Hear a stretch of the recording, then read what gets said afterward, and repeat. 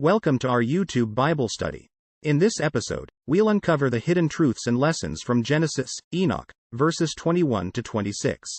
Join us as we explore Enoch's extraordinary life, faith, and unique fate. Let's dive into God's Word together and be inspired by Enoch's story. Don't forget to subscribe to our channel for more Bible studies. Let's embark on this journey of discovery and grow in our faith together. We are going to examine again the passage that tells us about the exciting life of Enoch. Let's read in chapter 5 verse 21 to 24. When Enoch had lived 65 years, he became the father of Methuselah. After he became the father of Methuselah, Enoch walked with God for 300 years, and he had other sons and daughters. The entire lifetime of Enoch was 365 years.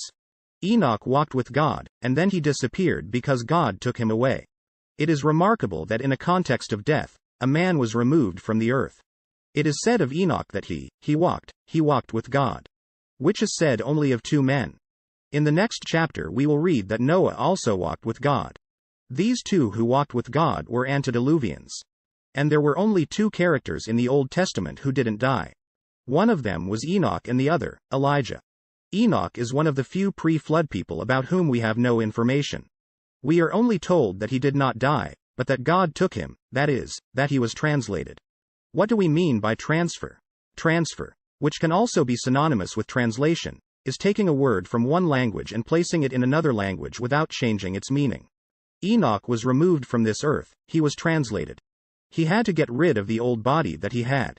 He had to be a different individual, remaining the same, just as the translated word still retains the same meaning. Enoch was taken to heaven. We read that Enoch lived for 65 years and fathered Methuselah, and after that, he walked with God. We don't know what the first 65 years of his life were like. We assume that they were like those of other people who lived in a period of indifference and chaos, approximating the environment of the future days of Noah. But when the Methuselah boy was born, Enoch's life changed. The child led him to God. Dear listener, sometimes God brings a child into a family for precisely that purpose, and if the child does not bring you closer to God, no other event will. For the next 300 years he walked with God and fathered other sons and daughters.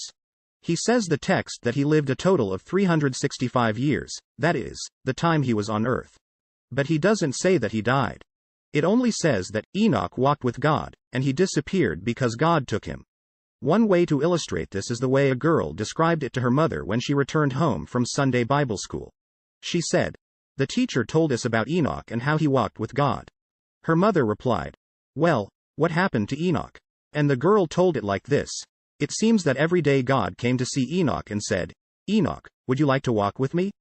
And Enoch would walk out the door of his house and go for a walk with God.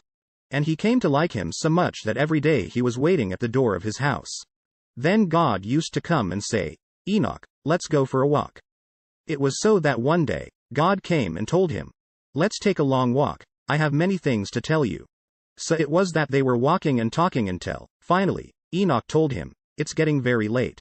I'd better go home.' And God answered him, 'Enoch, you are closer to my house than yours, so come home with me.'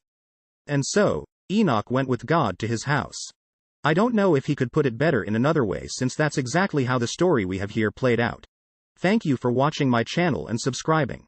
Your support is truly appreciated, and I look forward to bringing you more amazing content in the future.